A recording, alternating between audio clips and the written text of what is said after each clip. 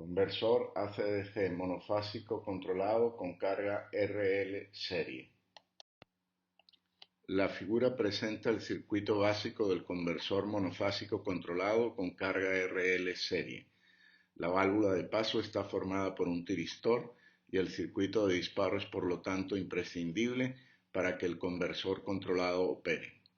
Asimismo, aunque no está explícitamente indicado en la figura, el circuito de disparo debe tener información sobre el cruce por cero de la línea C para que pueda generar los pulsos de disparo, guardando la debida relación de sincronización con la señal de línea. Tampoco está indicada explícitamente la conexión con el circuito de control que determina el valor de tensión de salida deseado y, en función de este valor, informa al circuito de disparo el valor del retardo de disparo requerido. La figura presenta las formas de onda de interés en el circuito.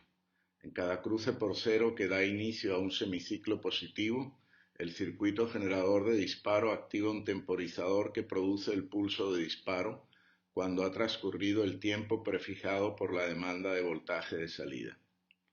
Para normalizar la ecuación de control y hacerla independiente de la frecuencia, el tiempo de retardo se expresa indirectamente en base al ángulo de retardo de encendido equivalente, normalmente designado por la letra griega alfa.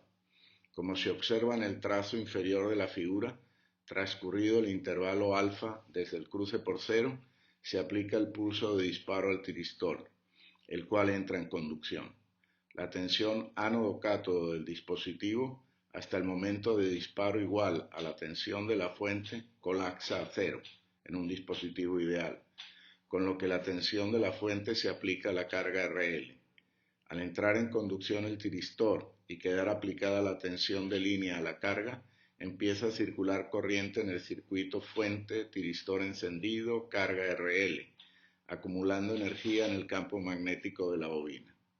En general, la corriente aún es mayor que cero cuando el semiciclo positivo termina, por lo que el tiristor continúa en conducción, ya que la corriente en la inductancia no puede interrumpirse instantáneamente.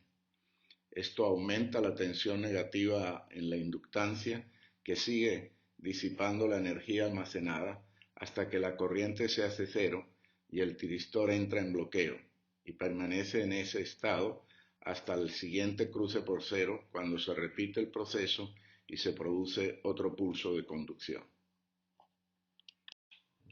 Durante el intervalo de conducción se cumple necesariamente que la tensión aplicada a la inductancia es la diferencia entre la tensión de la fuente AC y la tensión que cae en la resistencia.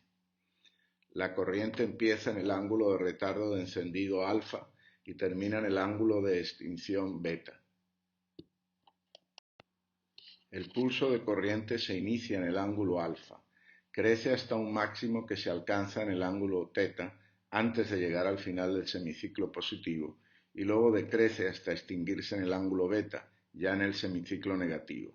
Los ángulos alfa, teta y beta guardan la relación indicada en la figura. En el caso especial de una carga inductiva pura, el pulso de corriente es simétrico y el ángulo teta coincide con pi. En el caso ideal, el ángulo de extinción beta puede llegar a ser igual a 2pi, esto es, el tiristor puede seguir conduciendo durante todo el semiciclo negativo sin que se produzca un problema. En la práctica, esto no es aceptable porque produciría una falla de conmutación, dado que todo tiristor real tarda un tiempo finito en completar la conmutación de apagado. Si la corriente se hace cero exactamente en 2pi, el tiristor real no llega a conmutar en apagado antes de que empiece a crecer la tensión del semiciclo positivo, que lo polariza en directo haciendo que continúe en conducción y se produzca una falla.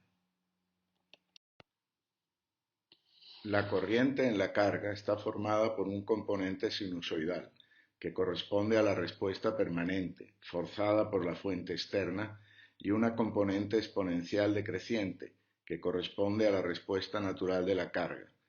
La constante A de la respuesta natural se evalúa en base a la condición inicial y de 0 igual a 0.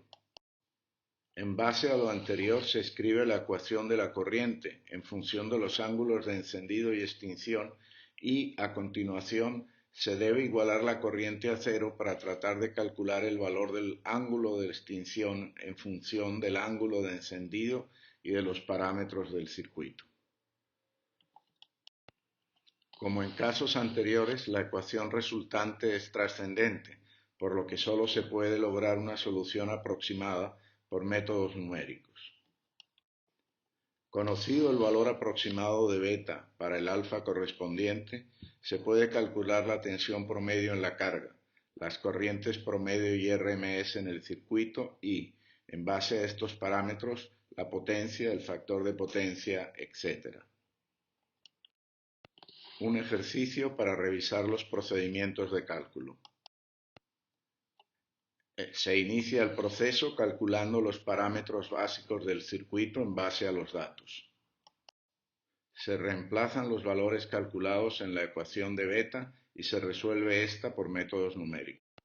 Conocida beta, se calcula el valor de las corrientes promedio y RMS, posiblemente por integración numérica.